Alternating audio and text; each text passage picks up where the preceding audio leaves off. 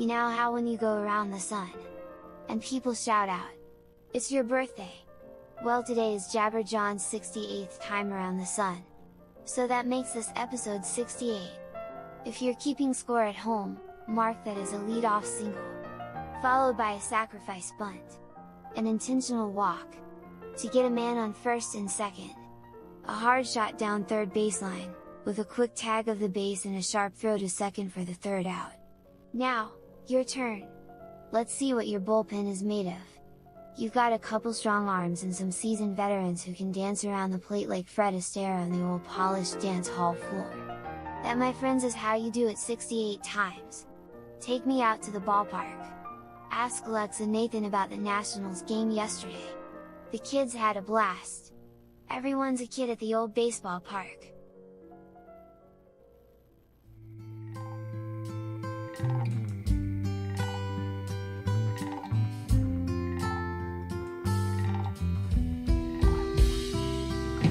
Three little frogs sitting on a log. One of them fell in. One frog said to the other frog, "Well, you better go get her." Two little frogs sitting on a log. One of them fell in. Last little frog, he sat and thought, good thing they can swim. Jabber Jawn, Jabber Jawn, Jabber Jawn, Jabber Jawn. Three little frogs sitting on a log. One burst into a grin. One frog said to the other frog, "Wonder what's got into him." Two little frogs sitting on a log. One laughed until he is red. Last little frog, he sat and thought, must have been something I said. Jabber Jawn, Jabber Jawn, Jabber Jawn, Jabber Jawn.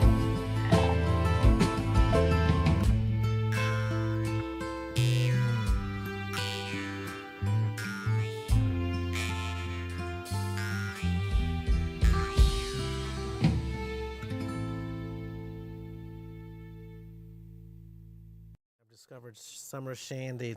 And we're live. Yes. Thank you. Thank you. Thank you. Appreciate it. Good to see everybody. Hi, I'm Nathan Moore, Kyle Hogg, Steve Moore, Jabber Jawn at your service. Let the games commence. Ding, ding, ding, ding, ding, ding. This is fun. We are all over the world right now. Isn't that a trip? Scary, scary. It is scary. Yeah, there's probably people watching us right now in North Korea. I'm afraid I might say something silly. Well, they're hoping you do. The whole world is hoping we say something silly. I don't think I'll disappoint them. So I guess we should address a little bit of the fake news that happened in our intro there. We've been... I'm already ruining all the plans we had to just play along with the lie, but I just can't do it now that I'm actually under the scrutiny of the entire world. Honest Dave. I've never been a good liar. Well, maybe that's not true. When I was a kid, I guess I was a pretty good liar. You know, that is a terrible thing. That was a very painful thing you just said. Which part? Well, when you said it, the scrutiny of the entire world. Right. My God, son. I know, right? That's horrible. I feel like a single cell under a microscope. That's terrible. Scrutiny of the entire world. Does that scare you? And it's not a lie because you're not lying. Yeah. So. I think one scrutinized would be thankful. Right. The whole world scrutinized you at one time. Right. I don't see how you can do that physically. I'm sorry. I hear it. No, I hear you. I was just playing. I hear you. I was just trying to add some levity. That'd be something cool to yell at people when you ride by them in the car. You've been scrutinized! Thank you! Slap a sticker on their chest. You've been scrutinized. We've been watching you, and you've been scrutinized. You're good. You're good. Carry on. Carry on. All's well. Keep up the good work. And that's the question with AI is how scrutinized are you? Oh my goodness. Yeah, we're all getting scrutinized. Highly. Yeah. In so many ways. Yeah. But they just want to sell us stuff. So, Yeah. I mean, it's not like they're judging us. They're just trying to figure us out. You know, what I figured out is they have stopped scrutinizing me, and to a large extent, I don't get a lot of the advertising I used to get, and there's a good reason. Because you're not buying like you used I don't to. buy. Right. I'm not a buyer. I'm not in their demographic where they can make money off of me. Right. So I'm getting left alone, unscrutinized. Right. It's sort of like the old you got to send mail to get mail energy or whatever. It's just eventually he's not buying, so Yeah, it's not we'll stop selling. It's not worth the effort. Yeah. Well, that's a good thing. But back to the original point, weather prevented us from going to the baseball game yesterday, and there was a very long delay. We ended up making the right call. It was cold and rainy, and it was like an hour and a half delay, and it was a blowout eventually. It was a 9-1 baseball game. And so we can't regale y'all with Cracker Jacks and ballpark stories and bringing the American pastime right to you, freshly delivered to your living room. Joe Buck.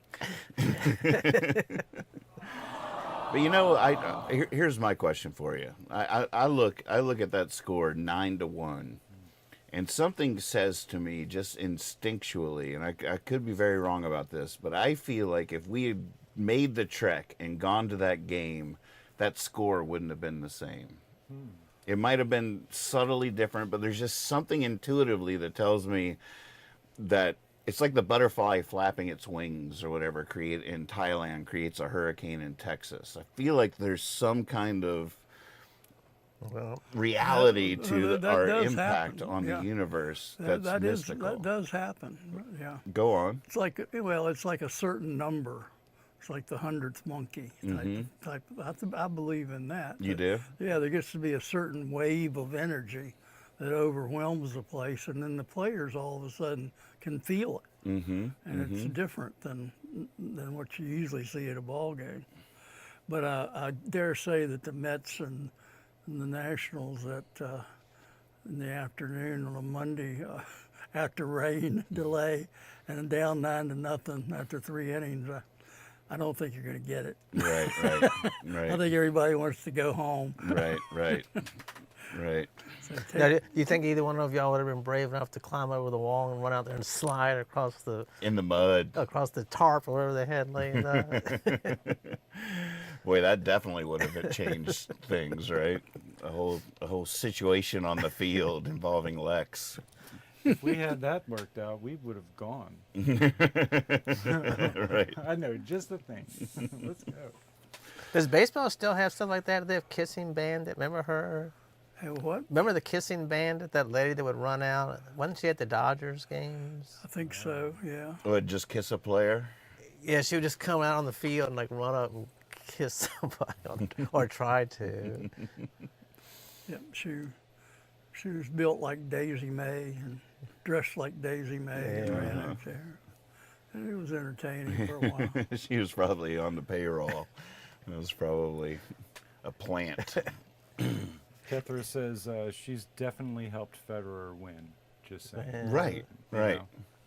Yeah. Sometimes, like, I had the opposite effect. I felt like every time I tuned in to the Dallas Cowboys last season, they lost. You had to stop And watching. when I didn't watch the game, they were winning, and I couldn't.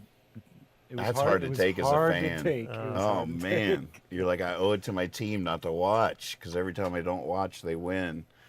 That's tough stuff. I hate that. Yeah, I've been there too.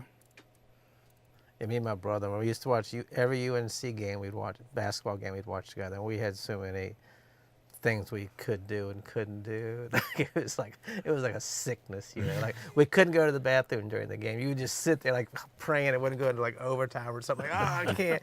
You couldn't ever just change a channel, you know. At halftime, you just had to sit there and watch whatever was on. You couldn't, you know. It was, oh my God. That's fun. Well, I wanted to ask, I ruined the show last week because I held my hand up too high. You couldn't see my puppet. Oh, And so I missed that. how high up can they see here? Oh, you can see yourself right now on there. Oh, yes. I was... Oh, that puppet. Man, I had the mouth like going so good, too. It was the best puppetry I've ever done, and it was off camera. Lost. It was lost. Where are the puppets? Get them back out. Yeah, I was watching. I was like, oh, here comes the puppets. I was like, oh, my God, you can't even see them. They're on the second floor. I feel like we might have talked about this before, but your intro there about the hitting the baseball down the third baseline and all that imagery, it got me thinking about my youth in sports. And there's this one play that I'll never forget. It's indelibly marked on my mind of this perfect. I was playing third base, and it was a line drive down the third baseline, and I backhand caught it with my glove and turned and pivoted and made a perfect throw to first. I mean, the form, everything about it was perfect. It was grace incarnate. It was a foul ball. So it didn't have any impact on the game. And but I'll never, it's one of my, there's like a couple of moments that are indelibly marked in my mind that I'll just never forget. And that was one of them. But the thing that fascinates me about it is I think I knew it was a foul ball. I think it was, I could sort of see. And I've always been, and this is going to come back to what I'm currently engaged in with my daily practice on YouTube with my music. But I've always been like that. Like in tennis, if the serve is out, my form is perfect. Like it goes just a fraction over the net. It's like it has the right spin on it. So the fact that it was a foul ball enabled me to just be graceful. I didn't have any of the pressure of it mattering. The same with like a slightly out serve or whatever. My return is just perfect every time. And I'm seeing that on my show, and it's always haunted me as a recording artist. Like the moment the red light goes on and you're rolling, it's a completely different energy that I have. Now it matters. And now I have all that energy that's affecting my performance. And like part of what I'm trying to do on my daily YouTubes is eliminate that to make everything come at me like a foul ball or a slightly out serve. The red light isn't on. Like last night, I sat down at the piano right before I went live and played this really nice version of the song. I was like, I'm going to start the show like that. Went live, and suddenly I'm missing chords, and I'm like, because the red light's on, now it matters. Now there's people watching, and all those thoughts are now involved in the performance, and I can't.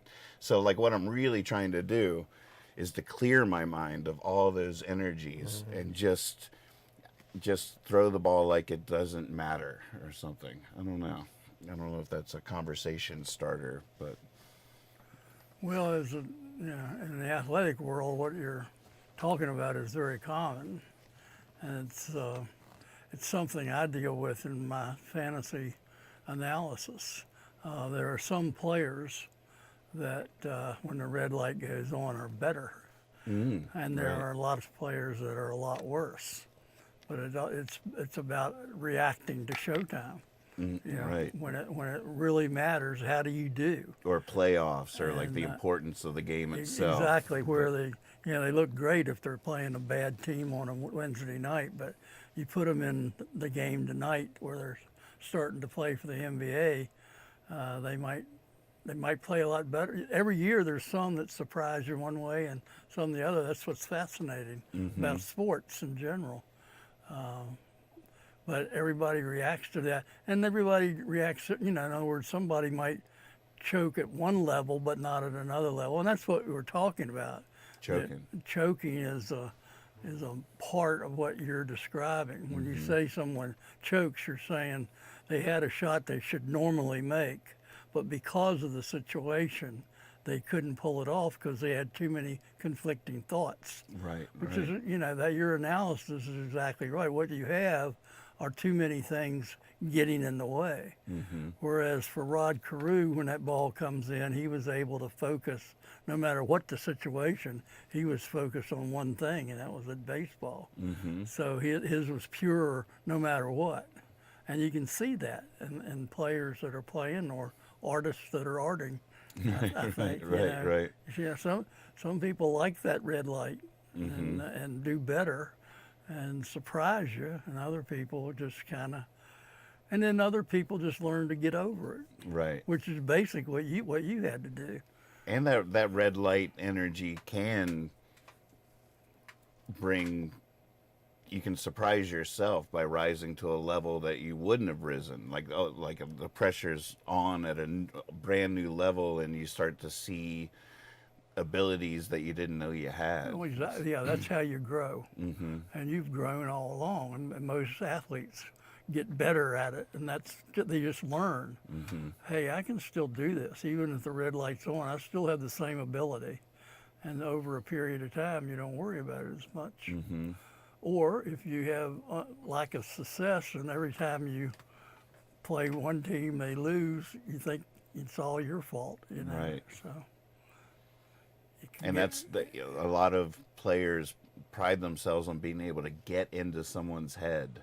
Oh, That's like there's a whole art to getting in someone's head, because if you can put the right, catchers are probably some of the most famous people in the world at that, right? Is that true? Oh, They're just back there getting into the person at the plate's head with little things they say. Sure. Is there a famous catcher that was known for having this weird ability to say just the right thing to throw someone off their... Most catchers didn't work that way. Right. They weren't negative that way. You didn't have, It's just in Hollywood. Yeah, that's you don't get along that well if you are that kind of a person. But they can still do little things like that distract you, and they do. I was just reading something about Yogi Berra, who was a catcher for the Yankees, that he would just talk like the whole time. He wasn't like insulting you or trying to get up. He just, and like they said, batters would get up and say, my mother's fine, my father's fine, my kids are fine. Don't ask me any questions. I'm going to answer all your questions, like just leave me alone. Stop asking me questions. Like he just wanted to get in your head, so you were like, Yeah, by Mr. Nice Guy. Yeah. Mr. Nice, interesting angle there. Yeah. Why didn't you run to first base? Well, I had to tell Yogi about my wife. She's in the hospital. He was so kind to ask. There's a lot of that in basketball, right? Oh, yeah. Or is it all sports? I guess football has a lot of that too. We talking trash talk? Trash talk, yeah, but with the very specific goal of getting someone in their head that throws them off their game. That's the only reason to do it. Mm-hmm. That's the main reason you want to do it, for sure. Yeah. And there are some people it works on, and some people it makes better. Them better, right? Yeah, and you learn that too. They say like Larry Bird was like a master of that, just ran his mouth the whole time, and it just insulted you, and no, he didn't really insult you. He just said, "Go ahead and guard me. I'm gonna hit it from the 3-point line right at that spot right there." Like daring you to stop him, and they'd go hit it. You'd be like so mad, like, oh no! Clutch is in the chat, bringing up a point where to go back to the beginning of what I was saying about how, like, when I saw the score was 9-0, it seemed unfathomable to me that if we had made the adventure, that the score would have been the same.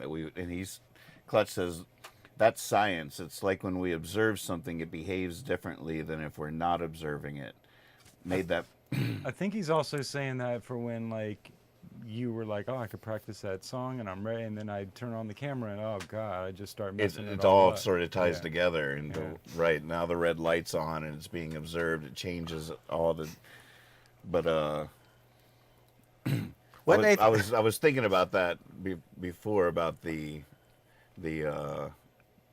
observing something and how and it changing it, and whether or not you would have anything from like those quantum physics books you were reading. When I remember you having those books, because wasn't that like a big leap that happened sort of in our lifetimes, where physicists sort of proved that by measuring something you're changing it, and it was sort of like for the first time science and the old mystical poets were on the same page. Am I paraphrasing terribly?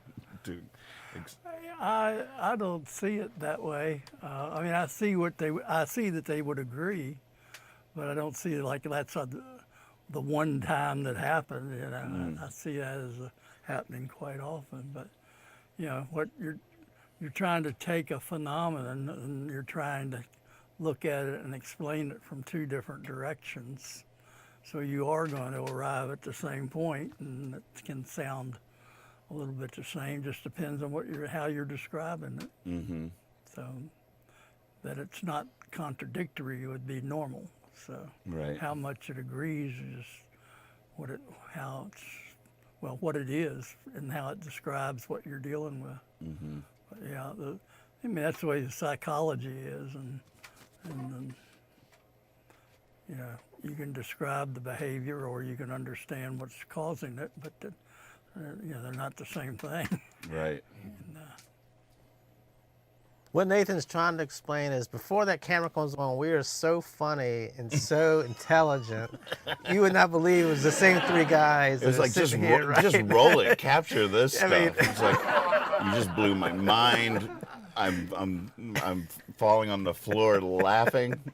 Well, there's no doubt that we would have been a hell of a lot funnier if you'd gone to the damn ball game. Yeah. Fake news. It is something that about why I've always, almost 9 out of 10 times, I love everything we say in that final 30 seconds of the show, and that animation of you is going across, and we just sort of relax, and then we just start really talking, or there's always this energy that happens right after the final credits, and we leave the mics on for that Right. final minute or whatever, and we just get graceful all of a sudden. I remember the punchline to 3 jokes. Yeah, I know exactly what you're talking about. But the Stanton Braves season has started, so we can all go see a Braves game. I'm into that. Let's do that. Let's do that. Let's make that so. It's already started. The season I think it started, started. Was it last week or? Yeah, they've had at least one. and they're selling beers there now. Yeah. So that's dangerous. Yeah, hot dogs, popcorn. And it's not 3 hours away. Yeah, that's Oh. nice. You know, it'd be cool. Yep. Well, let's get a schedule and get a night. Mm-hmm. Did John did you know John Moxie? Hmm? Did you know John Moxie, the guy it's named after? Yes, he was. Oh, really? He's a contemporary. Well, he helped with the Little League and things like that. He was older when I was. He's older than me, but when I was around, he was helping do a lot of things and helped get the Braves going and everything. Who was the guy that ran the Kiwanis when I was? Ken Bosmerman, Yeah. Mr. Bad. Yeah. Yeah, Is he still with us? he's still with us as far as I know. In fact, I think He deserves to have last something named after him. yeah, well, it will. Hey, one of those fields is the Little League. One of the Little League fields is named I would Bosman think it would Field. be. Oh, cool. Yeah. Yeah, I remember a couple of years ago, I was trying to, it had to be at least 2 years ago because I was walking around the whole park. When I got up there to the Little League field and I could hear his voice saying the popcorn was ready or something. Right, It right. just made you feel like that's Stanton. Yeah. And that was like you were saying when you used to drive out and you'd see the flowers and you knew school was over, you knew man, when you go out you hear Kenny Bosman's voice, you knew baseball season had started. I really had a part of my charmed youth, which was incredibly charmed, I recognize, especially now, but with Mom working at the Stanton Rex and you being so involved and umpiring and playing and stuff, I really, it's like having a parent that's in the community theater or something. So as a child, you're backstage, Right. like I was in the concession stand or whatever. Like I really that perspective on all things, and Dad being a high school coach, and that was just such a charmed little childhood or whatever, to be behind the scenes of all those things, that energy, those smells. I still can't get a hot dog to taste like that. I'm still trying to make hot dogs taste like that again. It's not easy. Well, that's the main reason we go to a Braves game. See if they're, Yeah, to bring it all back. Bring some of that back. That's exactly right. I had so much fun playing American Legion ball there. It was out of high, when you're in the summer after your high school year, and before you go to college, and you play with players from the other schools. They still do that? I guess, but I've never heard of any games. I don't think locally they do, but there's American Legion ball around the state. But we Post 16 used to sponsor us. Mr. Ted Bosiak, who one of the fields is named after, was a legendary coach in Stanton. He was wonderful. That's pretty interesting. Yeah. So did you do that because you were hoping to be a professional player, or did you just really love the game? I wanted to play as long as I could.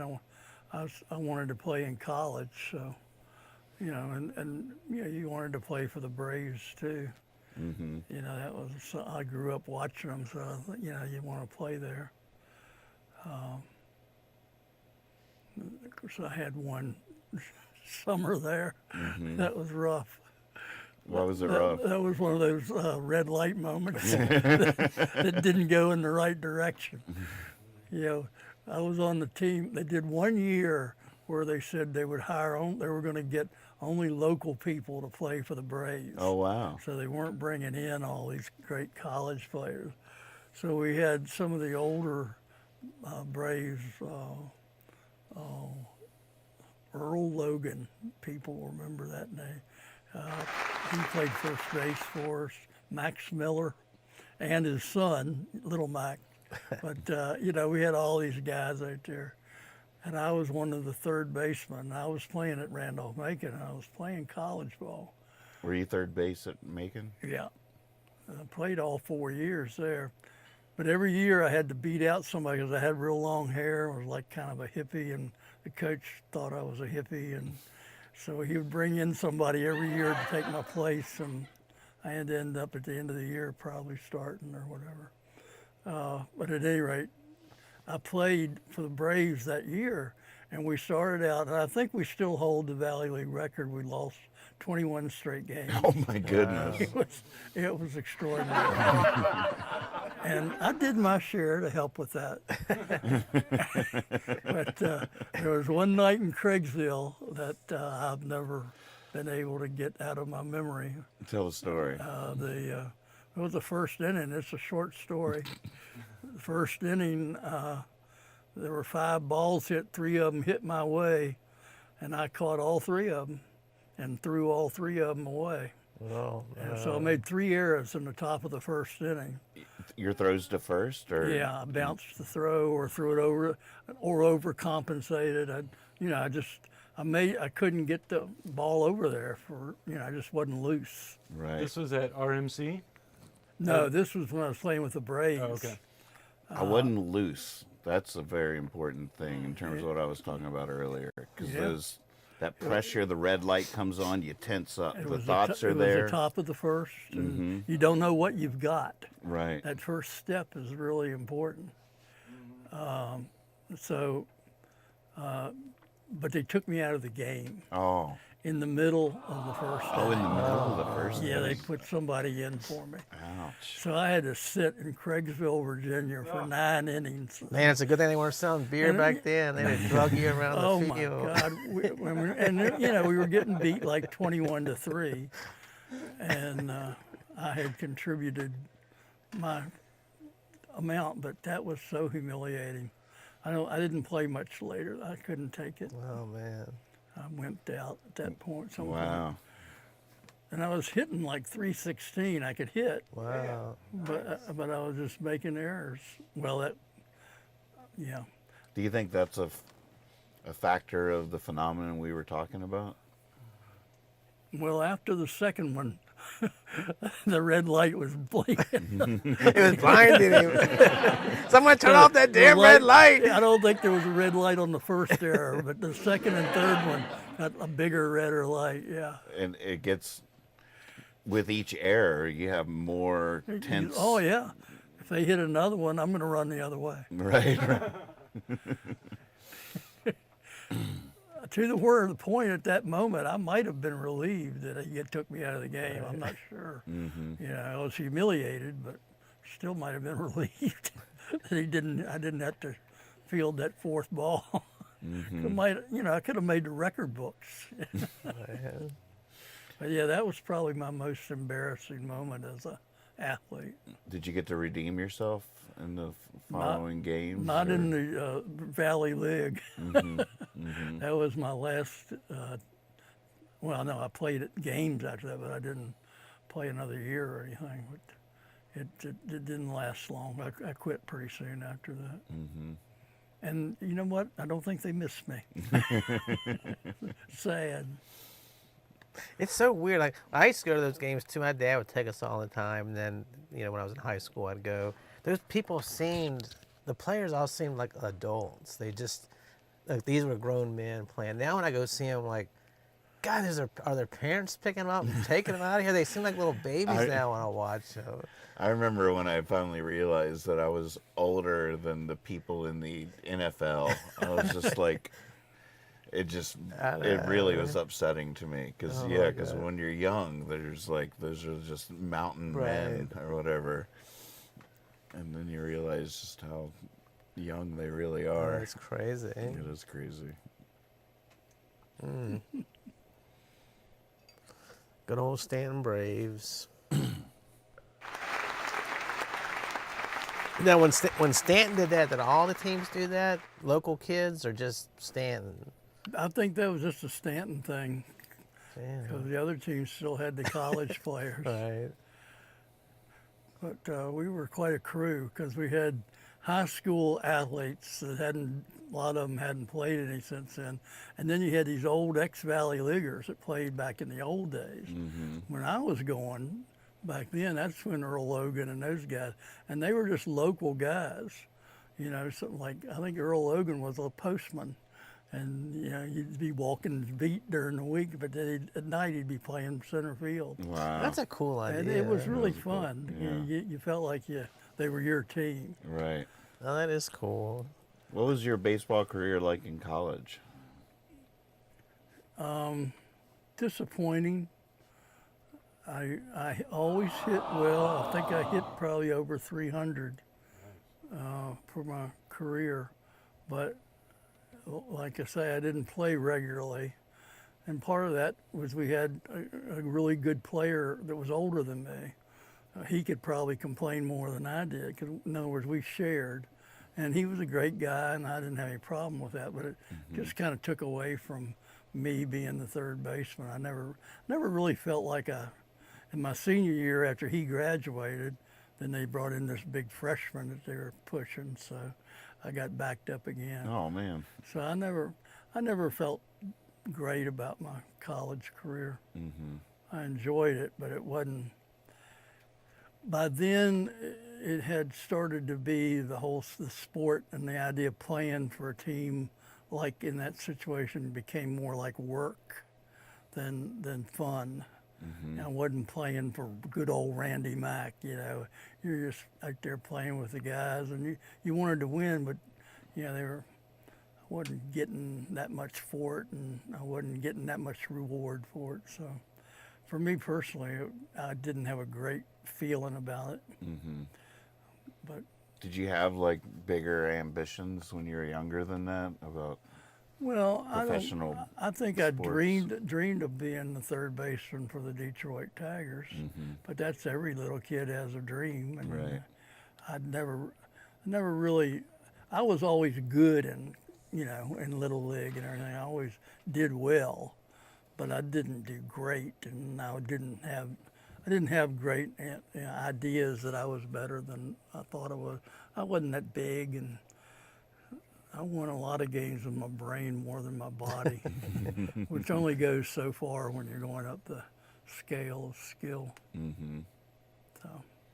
I was reading something either today or yesterday, or something like when I played Little League too. I was always good enough that you were always a starter. You know, I didn't have the ability to go to high school or anything, but I was always a good. But I was reading something about this. It was a parent talking about their son loves baseball. It's his main love, but he's just not very good. But he goes out every year. He plays, plays left field, never gets a hit, But he just goes out every year. She said she was talking about she was so proud of him. But how do you make somebody feel? Because she's sort of afraid he knows he's no good, and she doesn't want him to feel that way. She wants him to be proud that he's out there. And she was like asking for advice, like, what do you tell somebody, like, you don't start that much. When you're out there, you look not that great. You haven't got a hit, but it's like you just love the game so much. It's just like a weird. Well, it's also you love the game, but it's also the experience of playing on a team. Right. So you try to encourage the kid to get into his teammates, and when they have success, he's having success, Right. and it's not all about his winning or losing, but you can contribute a whole lot on a team, even if you can't hit with your attitude. Right. And if you're positive on the bench, and those people are important too. Right. So, a good psychology would be to approach him that way, Right. or reward him for doing it that way. And what he's doing is really beautiful, because he's doing it for the love of the game, or the idea of playing the sport is a lot more important than being good at the sport. Right. There are too many people that get hung up on that end of it. That they're not happy if they win the game. They're only happy if they go 3 for 4. Right. And Well, she was sort of questioning, like, the people from past experience. Do you think he feels like she doesn't consider him a failure, but she's afraid he considers himself a failure, which, I guess it could go that way, but it doesn't have to go that way. Right. There is the idea of what do you get out of it for participating with a bunch of other kids, Right. because not all of them are that good either. Right. So he's going to find a group of people that fit right in with him, Right. and they probably will make a whole lot of money in finance, be just fine. And It's so funny, those kids that are just good at everything. We got a question in the chat from Clutch talking about switch hitters blow his mind. How can you learn to hit well enough both ways to do that? Sort of ties into what I was just talking about. They have no red light. They got it right. There's just no red light in their world. They've never experienced the red light. Have you ever known a switch hitter? sure, I mean for that type of, there are different kinds of switch hitters, but some of them have the same exact swing, just in mirror.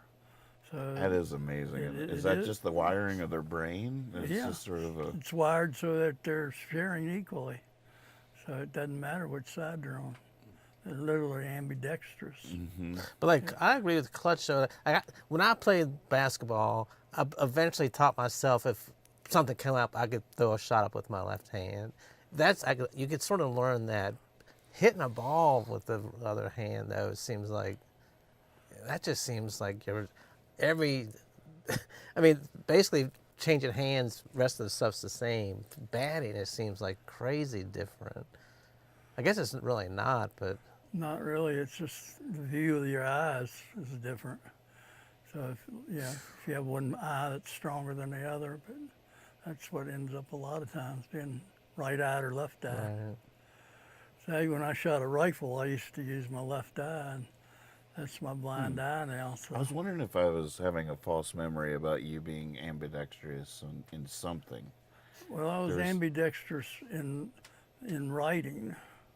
Well, not writing, but in the idea of just normal every day, because I wrote and ate with my left hand and did everything athletically with my right hand. Right. Wow. So I write. I'm a left-handed writer, but I do all my sports right-handed. Wow. Isn't that weird? But when I went to play handball, I could use both hands. Right.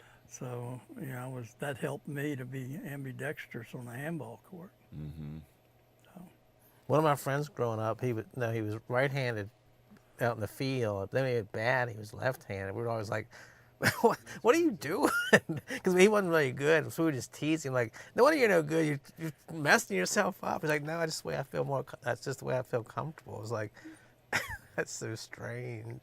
Yeah. Well, there is an advantage to being a left-handed hitter in baseball.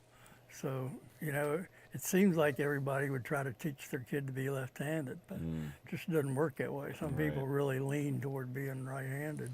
It's just an advantage because pitchers aren't used to seeing that in front of them. Well, it's an advantage because most pitchers are right-handed, so you can get the curveball coming into you, and you're a step closer on your bunts to first base. So there's a couple advantages, and you can hit the low ball if you come around under it, and you can hit a home run with a low ball on the inside. So there's lots of reasons why some of the better players or some of the long ball hitters are left-handed. But what's wild is when you see a pitcher who can throw right or left. Oh. That's a weapon. Yeah, and that's just a gift. That's a natural. That's hard to learn. The wind up all the mechanics to be able to do that either way. That's crazy. That is crazy. Yep. No, I don't want to get too medical on y'all, but how old is a child when they determine what handed they are?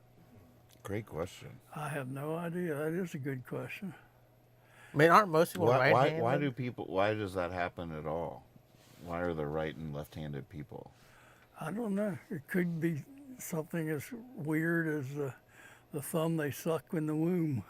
Who knows? It might be just whatever they got the habit of first. I just made that up. That's not a bad theory. There's no data on that. Well, a friend of mine he's right-handed, and he just had to have rotary cup surgery. And I was talking to him, he's like, he said, I'm living with my mom. He says, he can't wipe his butt. He said, I just don't have the motor skills. So you can reach down there, but he said, I'm just making a mess because I don't know what I'm doing. So he has to get in the shower because he said it's the weirdest thing. You think, oh, I'll just be able to switch hands, but like he said he's like all over the place, like oh. Has you ever heard of practice? Practice. We got a theme here. So whenever he goes to the bathroom, he's got to hop in the shower, and he's got some wipes or something he uses. I know. I've been through some things lately because I haven't been able to walk for a while. You get into some weird situations when your body doesn't work the way it's supposed to, and you have to use something to do something that's never done before. Right. That's funny.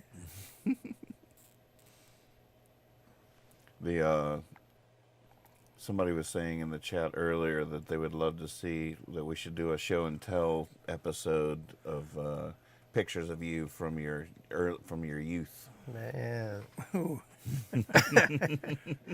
Photo slideshow. Wow, man. Yeah, like a little family photo slideshow. You can tell us stories. Carousel. This is your life, Steve. Right. I can get some of them back from the city prosecutor. Those are the ones we're talking about. Aerial photographs. I figured that's the ones y'all wanted. Here I am trying to wipe my butt with my left hand. This is the third day. See how much better I am? Practice. Now, when you see old pictures of both of you, when you see old pictures of yourselves as a kid, do you have not memories of that age, but like looking at yourself? Do you feel happy, or do you wish you had looked like wow, was I looking like that? I guess it depends from which picture, from which era. Right. True, it's true. I got my hair cut today, and Catherine was looking at old pictures of me, trying to figure out trying to find an example of me that I could show to the barber to cut my hair like that. And one of the pictures she brought up was like, I was like honey, that she can't make me look like I looked 20 years ago. Like, I don't know, she's Please, not a miracle please worker. just ask her to. Please. Do the best she can. Oh, man. Some pictures I look at myself, I'm like, oh my God, I left the house looking like that, you know, went out.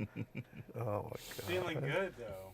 I know, and I was like, you know, But then you look at those pictures and you're like, what was oh, I thinking? did anybody ever talk to me back then?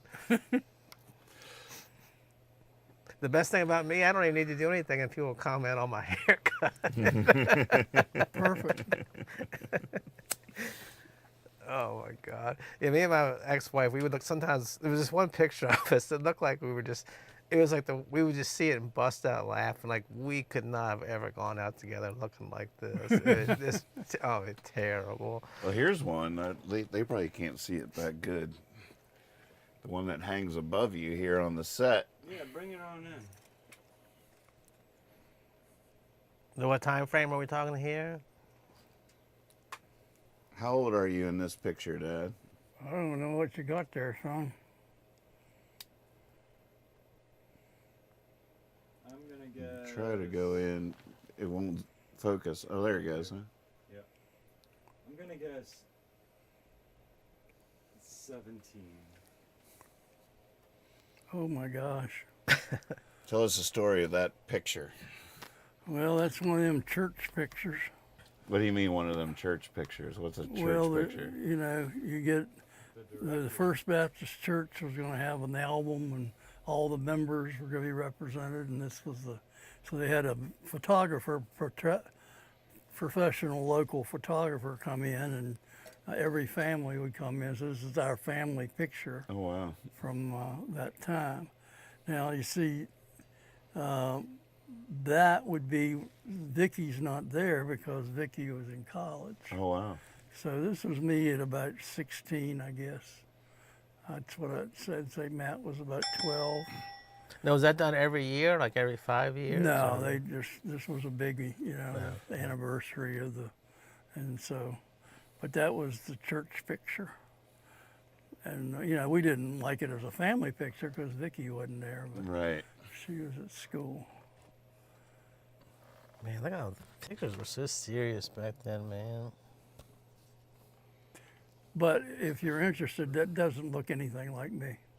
I didn't look like that, too. You didn't look like that then? Yeah. Because of the suit? Just the hair and everything. I didn't really have hair like that. His parents made him wear a wig for some reason. I don't want to wear a wig this They time. made me comb my hair. No.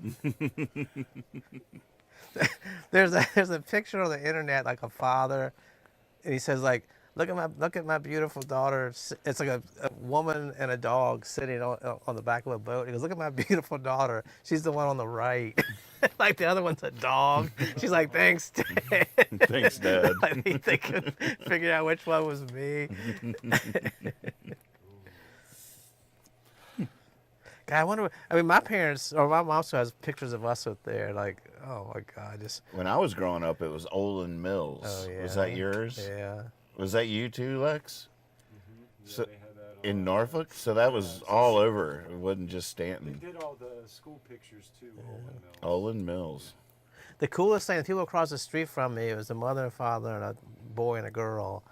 And I don't know how they do this, but we were so jealous. They had like a big one, but they made it look like a painting, sort of. I don't know how they do it, but they like made it look like a painting. That was back in the day. Yeah, we would go there like, man, y'all got a painting. It was like, no, it's not a painting. Well, we know it's not, but it looks like a painting. It's so much cooler than the one we have, just like a photograph. You know, it was like rough. They made it like, you know, and we were always so jealous of that picture. That's cool. Wonder how they did it. Because that was before computers. Yeah, Right? it was just, I don't know what they did. I mean, I hadn't been in the house forever, and the mother passed away probably like 2017, and I came down. I just offered, you know, whatever, say I'm sorry, and went into the living room. The father was sitting there. There's that big painting, been up there for like 50 years. Like, man, I saw it again. I was like, I forgot about that cool picture. Yeah, but people never looked like those pictures though. You were so out of your. That's when the red light really came on. You were out of your element. You're like, no, why you make me wear my hair like this? Your mom's licking her palm and sticking everything back.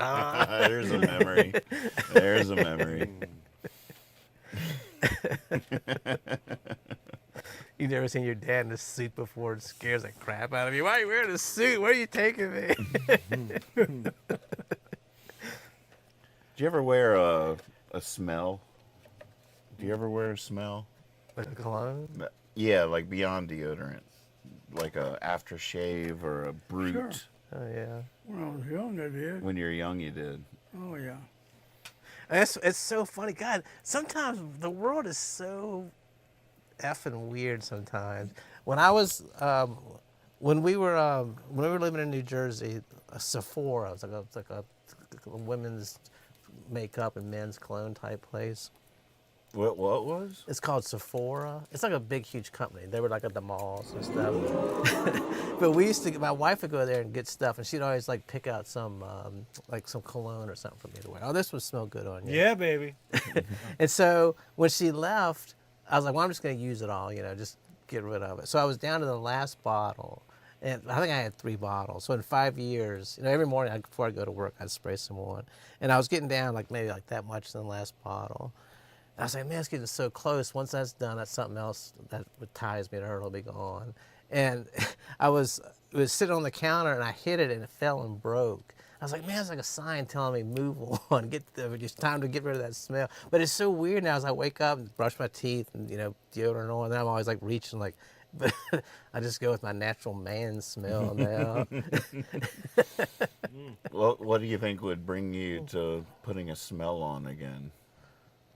Like if you had a big date or event or something, would you? I guess you'd have to you don't have any in the house at the moment. No. This is funny too. I have, and I don't even know why I have this, but when my mom's father passed away, they were just like, go take, whatever you want. And he had like some old, 1950s or 60s Brute cologne or something. Just like these cool old bottles. So ever since my wife knew me, I had those. And she thought I was using them. So one time she's like, he's still using that old Brute. I'm like, I don't have any Brute cologne. She's like, yeah, you do. It's in the the whatever, the cabinet behind the sink, I'm like, no, I don't. He's like, yes, you do. And I was like, that's my grandfather. She's like, oh my God, I'm so glad you didn't carry that stuff around with you for 30 years. And I was wondering, how much of it do you use? But so that's still sitting up there. It probably smells like, I wouldn't imagine it smells good after it, but I don't know. Do you remember what your smell was? Your brand or? I had Brute. I had anything pretty cheap.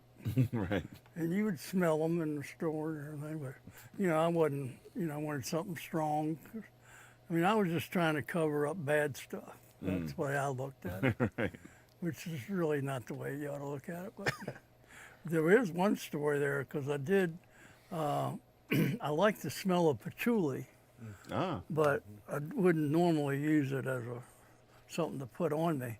But I had a friend that I liked a whole lot that hated the smell of patchouli. Mm-hmm. So every time I was going to a party that I knew he was going to be there, I'd load up. And then I'd walk in and I'd come up behind him and just grab him and hug him real hard. And he loved me for that. But I enjoyed tormenting him with patchouli, but I enjoyed smelling like patchouli. Right, you liked it. That was a pleasant thing to smell like. No, my brother just reeks of patchouli. He comes in the room, but I don't even know what it is. Is it a spray or do you rub it? What is it? It's a plant. But how do you get it on you to make you smell that way? Oil. Well, they make an elixir out of it. Oh, okay. And you can either spray it on or it's just a liquid, just like any cologne. They just mix the smell in with other liquids and dissolve it so the molecules escape. And see, I always think of patchouli like hippies and stuff. Mm-hmm. It's classic. Sandalwoods and patchouli. Patchouli. I don't even know how to say the word. Patchouli or just patchouli. Patchouli. I definitely have. They're not even clear memories, but definitely a lot of childhood memories of the colognes and perfumes of the adults, especially on important nights or when they were Right. dressed to the nines, and the men would just have this Old Spice. Old baby. Spice, Old Spice, yeah. just hitting trying to- hard. I'd be in the back seat going, man, these are important Well, I think people I doing like- important things and like pulling out all the. I didn't know what was going on, but as a child, I was completely mystified by the whole thing. Like they're making themselves smell a certain. This is all very powerful stuff that I am going to have to figure out to make it in this world someday. Well, didn't you ever And I ask remember her- getting my first little starter kit of Old Spice or something for Christmas. And I'm like, oh, it was like a rite of passage. But then didn't know how the appropriate use of the stuff. It's like, do I just put this on and go to school now, or do I wait for a special occasion? Does it just go with suits? I don't know. It was always very mystifying. Definitely that first hard lesson of how much you shouldn't use. Right. At one time. Whoa, dude. Wow, new stuff, huh? First time. But then remember in the 2000s, Axe came out, and like everybody smelled like and it came Axe. back. Yeah. And now I see all those sprays for your balls and all that stuff. You're supposed to spray everything. I'm like, Apply left-handed. because it'll be everywhere by the time you're done. Is that still? I guess that's an eternal thing. It'll always be the case. I don't really know what the world's like out there these days. Are people still? Smelling each other? Yeah, Yeah. yeah. Well, I used to wear it 'cause my wife would say, "Oh, that smells so good on you," so that's why I would wear it. I probably didn't even know. I don't know if I even smelled it. But don't women have a higher sense of smell or a more turns their sex drive on like crazy? But it was funny how like the old basics like Old Spice and Brute and all that stuff, how those were like, that's, was that y'all's generation, my parents and everybody. And when my nephew was, he came up during the Axe, that stuff. So he was buying all this expensive cologne and stuff. And he must have told my parents, his grandparents, for Christmas he wanted like some cologne or something. And my dad went out and got him like the nicest, like Brute or Old Spice like collection you could get, like the smells. And I remember the look on his face, like, oh no, it's the old man smell. It's like, Old man smell. It's like They should just say that on it. It's like- Brute, old man smell. there's 5 containers. This probably costs $14. The one I'm wearing now costs $80. And he's like, and my dad was just smiling. Do you like it? He's like, yeah, I love it. Oh, but it is funny how the different times, the different smells have changed and stuff. I guess patchouli's been around forever, though, hasn't it? On some level. That's. I don't even. I always think of that as more of a hippie thing, I don't that you wouldn't find it at the same place where you'd buy Right. Brute or whatever. Right. Well, it's not a manly smell. Mm-hmm. It's not sold for that. I'm sure these days you can find it everywhere, but for a long time there, I feel like you had to have a source or, or like. Now, did you ever go anywhere and get shaved? They would shave you and put the stuff on you. The aftershave. Man, that's what I want Yeah, to that's do. real fresh. Feel good doing that. Man, that's Yeah, that is that's what we should all that's do. a palpable memory there. What do they use? You've for had that done? What do they use? Well, when just they doing do it that? myself, like aftershave. Oh yeah. And it has that little stringent thing where he sucks up, and it also has that real permeating Right. smell. What's that, Lex? No, I was just wondering what they use for that, and then there's It's mostly rubbing several alcohol. out there, I guess. I can't remember any one of the names right now, but When was the? Does anybody have a memory here of the last time they put a smell on themselves? Like I still love like a good smelling body wash or something, but that's different than the whole moment of like. Oh, I just broke mine like a week or two ago, so I've been putting it on up until 2 weeks ago. Oh wow! Every morning, Every morning. brush my teeth. Where do you put it? I would just Oh, hold is it. it spray? Yeah, I would just spray it on my chest. what is it? My chest. No, what? what is that you're spraying again? It was like some kind of cologne. I don't even know what it was. You don't.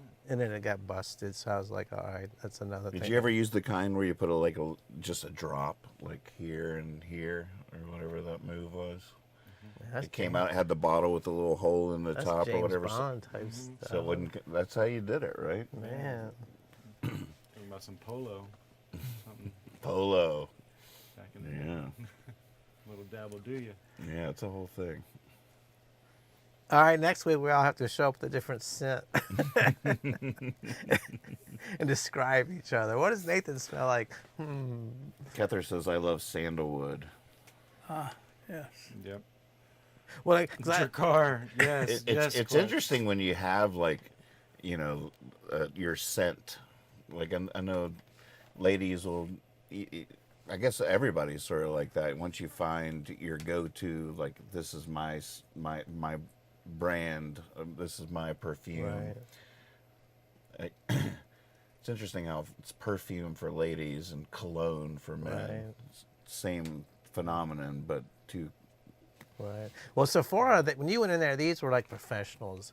The women would come up, like it was all women working there, and they were like, oh, you know, women love like woodsy type scents, and you know, that's sort of manly. But then they would have ones like, you know, tobacco and bourbon or something, or like you know, like these weird things. You think, who would like that? Like, oh, the women love it. I mean, they were just selling you crap. This thing, the women love it. All right, God, who's been smoking in here? You know, not me. It's just but they had all these different smells. But I remember wood and like the different types of wood type stuff was always a big one they would take my money for.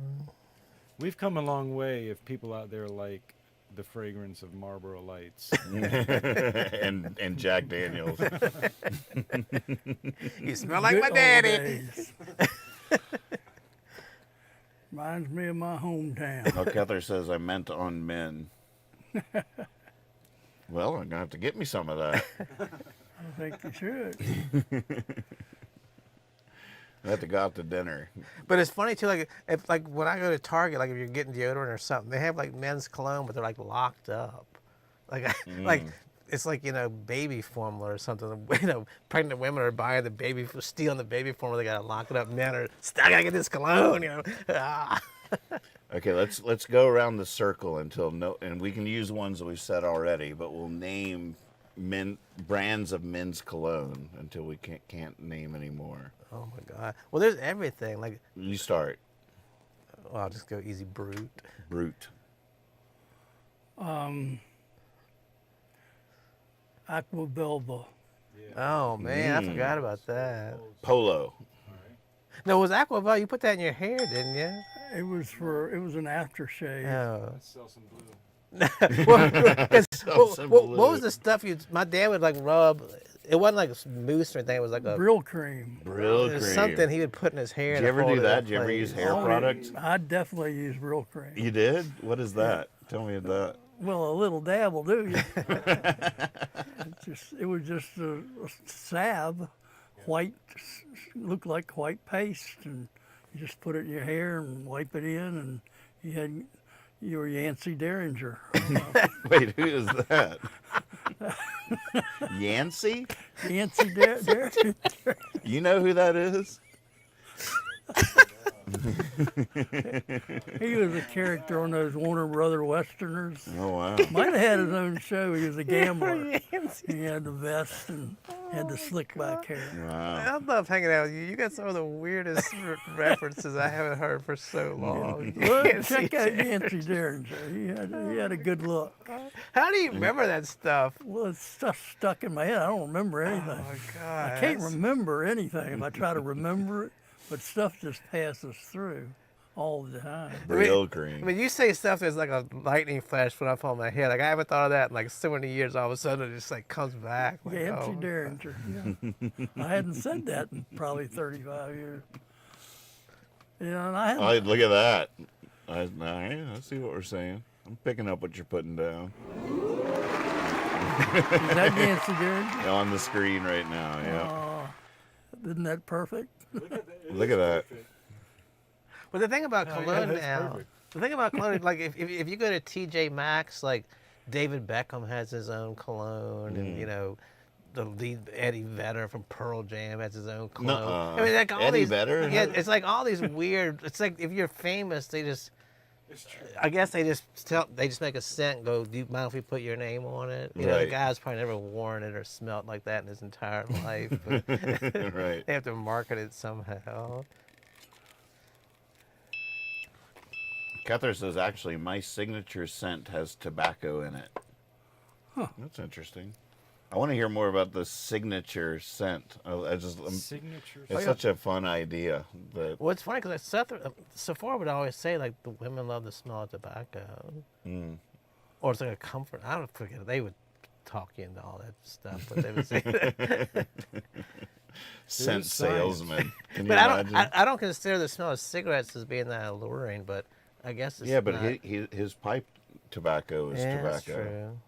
A lot of people say they really like the smell of the pipe tobacco. That smells amazing every time. And I always think it maybe it associates with their childhood, and their father might have smoked it growing up. I don't know. I don't know that, but I think sometimes that's true. I'm sure, but I don't know if it's just the smell or what. But It's easier to think about if you think about pipes and not cigarettes, Right. Yeah. for Yeah. sure.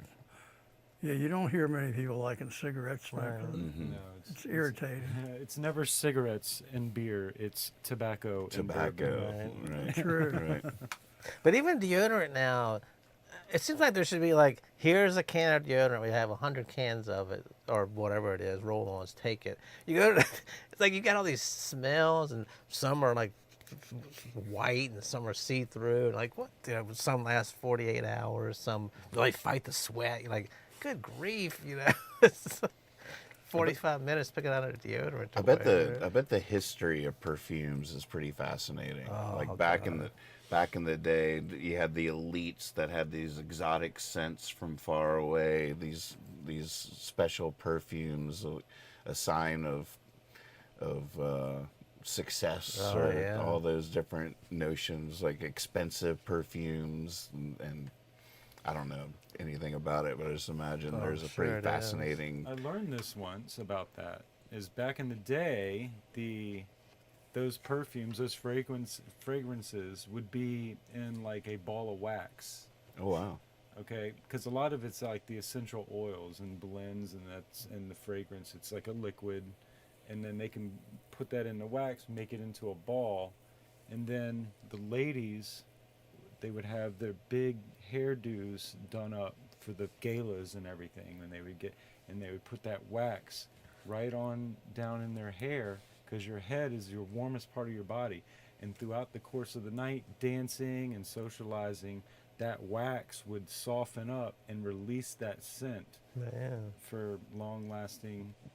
How'd you find yourself down that rabbit hole? I learned that in school. I think it was like part of a history thing that just Wow. stuck. Yeah, I thought, it's like, wow, so that's how they used I've to. never heard that. That's Well, fascinating. also back in the day, like the kings and the queens, they didn't even take baths. Didn't they consider that unhealthy to take a bath? I don't So know. they like stunk like the high heaven, you know. So they just covered themselves up with, you know, scents, because, you know, take a bath 2 or 3 times a year. Mm-hmm. Well, that must have been terrible, man. You really had to talk about needing some ball spray. They really needed that stuff back then. Wonder if it was offensive. The wax is starting to melt. Woo! Well, that was fun. What you got? But the thing is, I don't really ever smell bad smelling people anymore, That's a interesting observation. unless it's somebody that's 'Cause really. it used to be common. Yeah, you was like, oh god, he stinks, you know.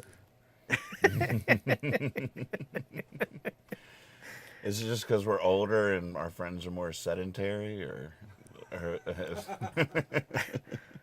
I guess Axe really did his job, got people doing what they needed or these to do. products have really figured stuff out? Our body washes and our I'm trying to think. There's one lady at work that has a very distinct, you know, you can tell when it's not over, it's a nice smell, but you could tell that's her, you know. I don't even know what it's called, but, you know she's been around. But you don't ever go in, like, you know, like when you're in high school, like, oh my God, that dude reeks, you know. Mm-hmm. I guess maybe young boys stink. I don't know. Mm-hmm. I mean, smell that tobacco. It's good. It smells good. I'm glad you enjoy it. You know, there was a little phase about smell-o-vision when they were trying to introduce odors into movie theaters to complement the scenes in the film, so you have an olfactory response to the. It is powerful. I'm reading a book on how Las Vegas works, what's really how they really work, and that's one of the guys out there came up with when they first started with some of the newer places that they built to replace the other ones, some of the fancy new ones, but he introduced the smell component that they intentionally. Two things they were doing: they were increasing the oxygen level, so you were, more active, and then they were throwing these different smells in that would make it a distinctive place. So it gave their place, and of course they would get these popular smells, and you would walk in there. What kind of smells, you know? Like flowers, different. When I say mostly like a smell thing, like a chrysanthem or Like whatever. a bright, Yeah. fresh. Tulips, something bright, that is distinctive. Lilac, something like that, or just a touch of it, and you don't really even notice it, except it lifts your spirits. And they studied and know which ones to combine. That's so interesting. So and it works. The fact that you can pipe in different smells into the casino and then study the numbers and be like, all right, we found the one. Exactly. When this smell is happening, That's what they were the doing. numbers go up significantly. That's exactly what It's they did. so fascinating. Yeah. No, if I ever met a woman that smelled like fresh made popcorn, I'd be following her all over the You should come out with that. I know. Like the movie theater popcorn is my favorite smell in the world. Oh my God. There's definitely was a wave of restaurants that figured out that if they piped the smell of their cooking out, like in the New York City or something, you got restaurant. Right. One of them figured out how to vent the smell from what they were cooking onto the sidewalk. And just like in the cartoons where the smoke grabs you by the nostrils and pulls you in, is super effective. If it's donuts or whatever it is, or some smells. And they figured out how to aim that stuff to the sidewalk just to bring people in off the genius. street. It That's is good. genius. Smells are a powerful thing. You can definitely have memories triggered by smells. Big time. No doubt about it. Did anybody write in with any scents they had? Does anybody in our audience have any scents? Apparently not. Well, it's just, that's exactly what it is. It's one of the five senses, and like some organisms, you can look at certain animals and that depend on smell more than anything else. If you're living in a cave, eyes don't help you. Right. So it just depends on what you need and where you can get the data. So, we tend to think, in a more visual way, but there's just as much information coming in from our noses. I've read a lot about dogs in that regard. Yeah, apparently it's like 100 times what Their we can receptors do. are just remarkable. And they will discern personalities of people and stuff like that based on the smell. information coming in through their nostrils, which is They can pheromones and they subtle can things. smell if you're going to choke or not. Right.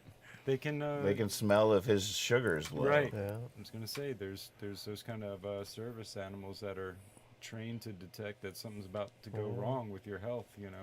Yeah. And probably if we get angry or things like that, there's certain smells that we emit that is Well, yeah, and they can feel it too. Just the energy interesting. change. So. All those perfume factories chock full of caged dogs, making them smell it. How do you like this one? How do you like this one? He likes it. He likes it. Package that. Smells like beef. Bacon. There's a smell. Yeah, now that is quite a smell. It is quite a smell. Man, the lady at work Tuesday made like thick, crispy bacon, like tons of it. And like I couldn't even stay back. I couldn't even get a plate. If I had gotten a plate, I'd have put like 10 pieces on it. So I was getting one piece at a time. I probably walked a mile that day, just I couldn't stop. It was like the best tasting thing oh my God, it was so good. You just have people at work cooking up bacon? Yes, you did. Yeah, what's the story there? I need to see more. Y'all of have the a scene. kitchen? Paint more of the I never scene. told you about work. They have like a studio, like a Rachel Ray or, kitchen with stoves and all this stuff. And there's one lady there will just come in the You morning. sell insurance, right? But she'll come, like she made sausage, waffles, and just like thick. Just for the people working through the day? Yeah. Wow. But somebody said, oh, there's some bacon back there. And I tried to just keep working. Then I went back and I got one piece and I bit into it. I was walking out of the room and I went back and got another one. And then somebody said, you didn't get a plate? I was like, nah. I hadn't been sitting down 3 or 4 minutes. I'm already walking all the way back down the hallway. I to get guarantee another if you piece. studied the testimonials of vegetarians that fell off that path at some point, 90% of them will say the culprit was bacon. I feel like I've seen that in print more times than I can count.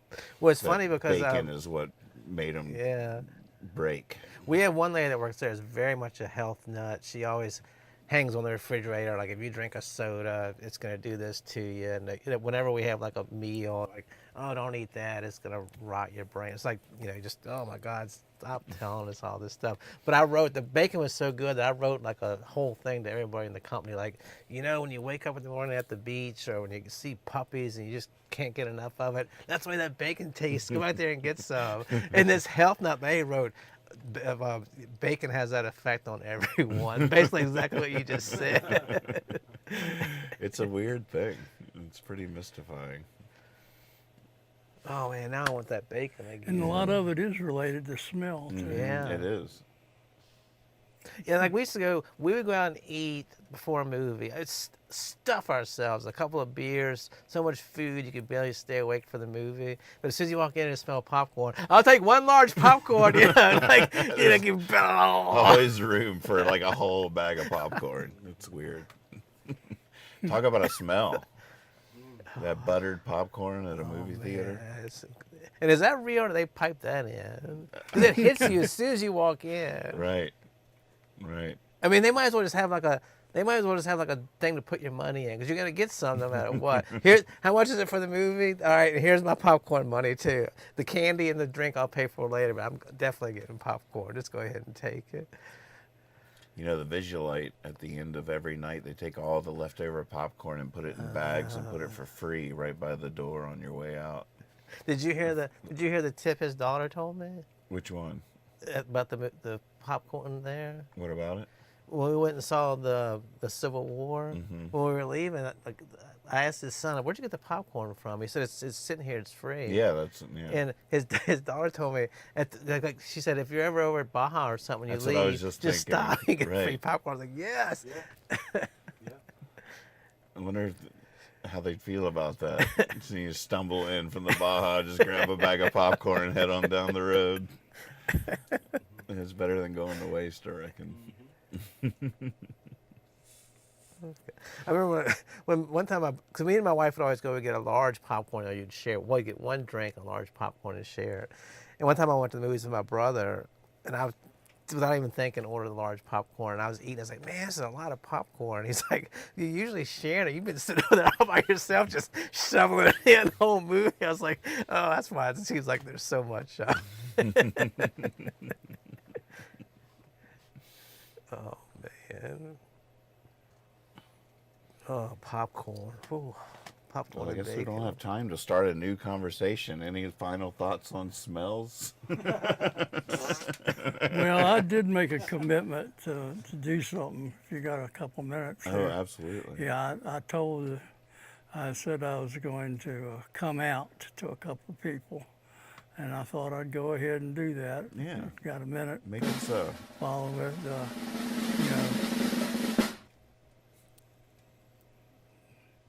know. Thank you.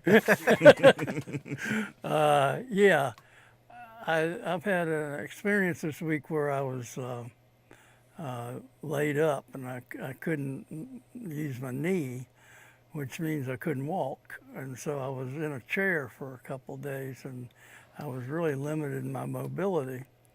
But you think, it was not a pleasant experience, but something positive came out of it, and I thought I'd share it with the world. Oh, please.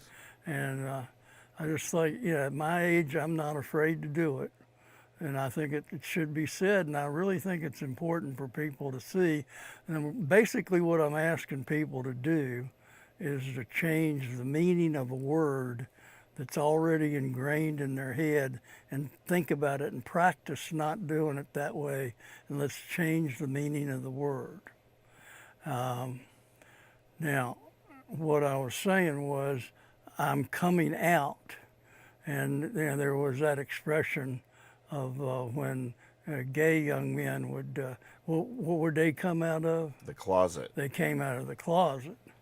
So I am, according to a lot of people, a very weak-kneed, white heterosexual male.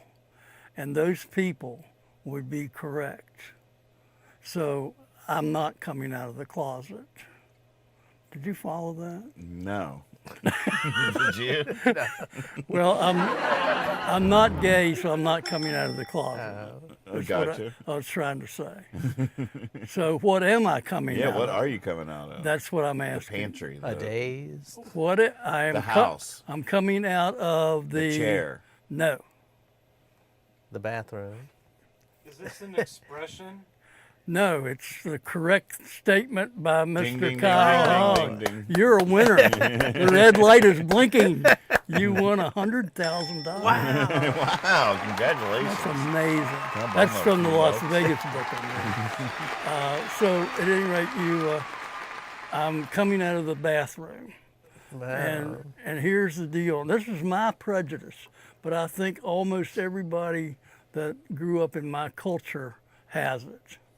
And I'm going to do something now that I want to warn people out there that the women and small children will probably need to close their eyes because this might be embarrassing.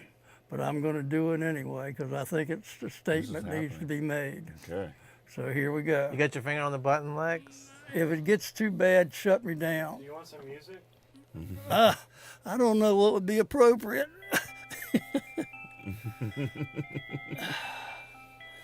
All right. Should I do a frontal or a back? I think back would be better. This is what I'm talking about. I'm going to, all right, close your eyes, all you women. Oh my goodness. All right. Man. Let's go back to baseball if we have any time. I did something this week that I hadn't done in 72 years. I put on a diaper. Wow. And I didn't put one on back then. I had it put on for me. So the service wasn't as good. But here's what I'm saying is that I was afraid to use a diaper. I couldn't make it to the bathroom because I couldn't walk. Right. And I could get on that walker and push myself and try to get over, but I wouldn't make it. But Well, your knee, you couldn't put your knee on the thing. I couldn't. No, I couldn't get any leverage. Right. What I'm saying is, I had an infirmity that was very limiting. Now, there's a big difference between what I showed you and what you called it, because what you see in the word we use is what? Diaper? Diaper. What's a diaper? What connotation comes to your mind when you think of a diaper? A baby. You think of a baby, and ultimately you think of weakness because it's somebody you have to take care of. Right. So the idea being that if you associate a diaper with an older person, you're thinking weakness. And as a man, I don't know about women because they've got a different ball game going on, but as a man, I was embarrassed to say I'd ever worn a diaper until this week. When I put that diaper on, a couple things happened. First of all, it was more comfortable, and it had padding, and it felt better. But second of all, it released the anxiety of not being able to make it. So if I go out to the Findels, I'm always afraid that I'm going to leak. Right. And a leak with underwear and pants is different than a leak with a diaper. Right. And so it's just totally different reaction in my head of the psychology of it. So as soon as I overcame the prejudice of that word diaper and saw that what I was really, it's not a diaper, it's utility underwear. Right. Self-reliance. Or, you know, it's, in other words, I have a physical infirmity and I do have to need this to help me get better to deal with it. Well, if you make fun of somebody that, you know, they got a wheelchair or something, that's so terrible. But we still think negatively about men wearing diapers. And it's ingrained in our heads just because of that word and because how we grew up with it. So as a man, I know I didn't want to put on a diaper because that meant I was no longer in control. Right. Well, That's not true. It's just not true. It's not valid. You weren't in control because you weren't. I had a physical infirmity. Right. So there was something causing it, and you know, old age can do that. You know, women have their own special condition that they have to deal with, but you're saying on TV, you'll see commercials for women's underwear because of their situation, but you'll never see one about men wearing those underwear because men don't do it because there's a prejudice because of the word diaper. So you know, that's what I was talking about coming out. I want to make a statement that I am a man. You know, I just am. But I wear a diaper anytime I want to. And there's not a damn thing you can do about it. It's true.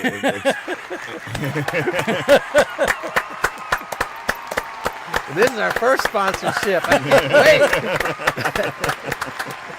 Well, I'll be wearing them next week when the money starts rolling in. That is powerful though, because you were keeping very yourself cool. in a place of helplessness because of the prejudice, and you didn't want to and cross over. I was doing it to myself. But really, Nobody the moment was you doing did it to me. the moment you did it, you're like, oh my God, I am now self-reliant again to a certain extent. It gave me a freedom back that I didn't have. Right. That's so powerful. It was just remarkable. And like you say, it's so interesting is I had done it to myself. Because I had grown up with that idea of a diaper, and I was one that was projecting it onto myself. So that's what I wanted to bring out. I thought was worth talking about. And to cross over that threshold and realize, wait a minute, this was self-empowering. This wasn't this defeated moment. This was a victorious moment. Yeah, I came at it with I learned something new. Yeah. And then I think you take that and you think about, well, what else am I like that about? Right. Because I've been doing that lately too. Because when you can't get out of your chair, you got a lot of time to think about stuff. Yeah, you sure do, huh? So yeah, I mean, am I doing that in this way or that way? And you know, if you make some changes, you're saying I've been getting in my own way. I don't have to blame anybody else. I've been doing it myself. Right. And a lot of that's going back to, you know, this image of things we get when we're little, about images, about things. I was thinking last night watching a ball game, there's a little 3-year-old boy was watching the ball game, and that Philly fanatic came over and just stuck his face down in that little 3-year-old. Well, what do you do? Think about that 3-year-old looking at the Philly fanatic. Is he supposed to know that there's a guy in there that's getting paid $20 an hour to do that? Or is he supposed to think that's some type of giant animal that just grabbed my Tootsie Roll Pop? You know, what's going on here? Right. But from that one experience, he might create this whole image of what happens if you go to a ball game. This big red thing will come out and get you. Right. You know, it's just we don't realize how we get prejudices all along as we grow up. And that would be a classic one right there. We need to change the word diaper to be only true for people under 5, period. Because if you have to have a diaper when you're 10 because you're bedwetting, more power to you. But that's because you have a problem and you need the services of something to help you. It's not because you have to wear a diaper. So it's the same thing. So what's a cool ass name that we can call them then? I don't know. But I think it could be a Jabber Jawn product that we could start Right. selling within the month. Different types of cool underwear. Pull-ups, aren't they called pull-ups? Pull-ups? Well, the kids ones. Yeah. But I was so, I had that image of when I had kids and the diapers and you had the little tape and you taped the sides and you took them off because you couldn't move the baby. Well, now you just take them off like underwear and put them, instead of putting them in the laundry full of crap, you throw them in the garbage. It's not great for the environment, but still, if you make it decomposable, that would all be good for the environment. Yeah, absolutely. So we need to make underwear out of hay. So let's see what song Nathan comes up with. Oh my goodness. What would it be? Well, I covered a lot of ground in that. How much time do we have? Are you going right into the song? It's 8:31. Okay, go right. What all night. what do you got? I am just sick up to here of people, of all the things. I don't want to talk about politics, but of all the things Trump has done bad, when did the word felon become like the worst thing you could possibly be? Probably half the people I've admired, grown up, writers, musicians, are felons. People, I mean, the people working at Walmart, or the lady that helps you at the garden center, the person, that whatever they do, repair your car, there's felons everywhere. They keep saying Trump's a felon. It's almost like calling somebody the N-word or something, or calling somebody, you gay, you're a felon. It's like, where did felon become the word? Every time he's a felon. If that's the only reason you dislike him, then something's wrong with you, not him. I think it's because That's he's the interesting. only felon trying to become president. Well, Right, that's new. just like Donald Trump the felon. Like, stop calling the felon. Oh, that's all I wanted to say. We can pick up the next episode. We can pick up where this one left off. I feel like that's a good start of a conversation. So think on it all through the week, and we'll pick up right here next time Jabber Jawn gets together. Now some music. I think it's interesting. Are you a felon? No, but people I love and admire are felons. There are lots of different kinds of felons. Yeah, there are all kinds of felons. Yeah. I should have used that. I was so fascinated by what you were saying that I wasn't thinking of a song. I could have used that as a time to think of what song could possibly cap off this episode of Jabber Jawn.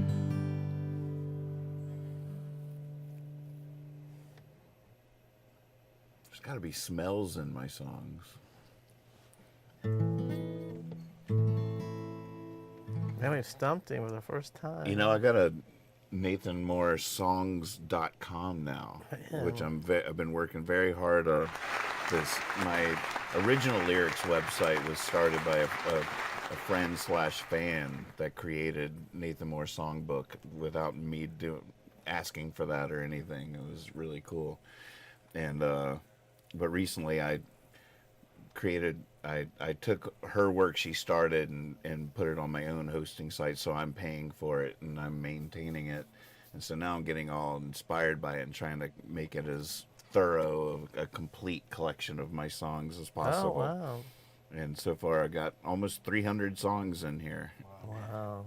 And I'm editing them all and NathanMooreSongs.com. And so let's see. Let's type in smell. See if that word is in any of my songs. Oh. All right. Oh, for some reason, my subconscious thought of the sound of Amelia singing, but I couldn't remember what that would have had to do. Done with. All these are good. Oh, Got some baseball ones too. oh, there's baseball ones too. God, so many of them sound like the right call.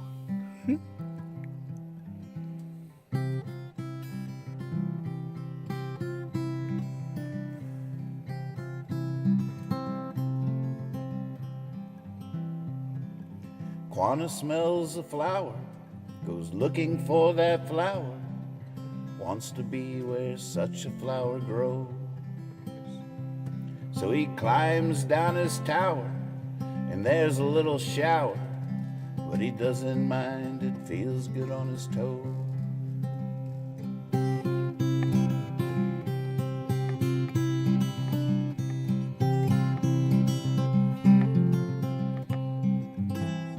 He crosses over the river, he crosses over the road, he crosses over, walks along the garden road. To the lady he does give her a smile and a nod. He says, I'll bring you back the flower, I suppose.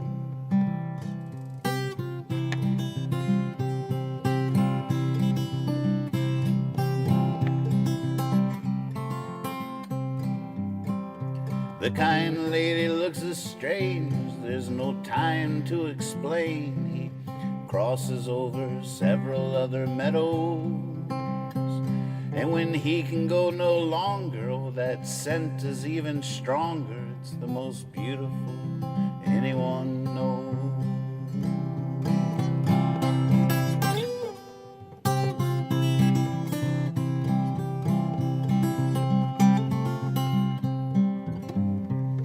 So he lies down in the leaves, to sleep he believes, and dream of boxes with bows. And in the morning he sees, awake he believes, that flower growing out of his nose.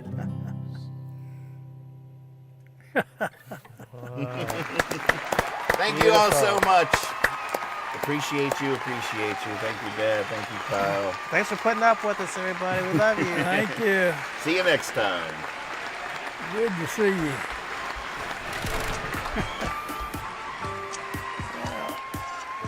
That was fun. Wish we'd done that earlier. I'm sorry, didn't make that wait till the end. Well, I don't know. Might have been a perfect ending. Might not have known what to do after Ended on a that. nice clean note, for sure. I didn't know where that would go.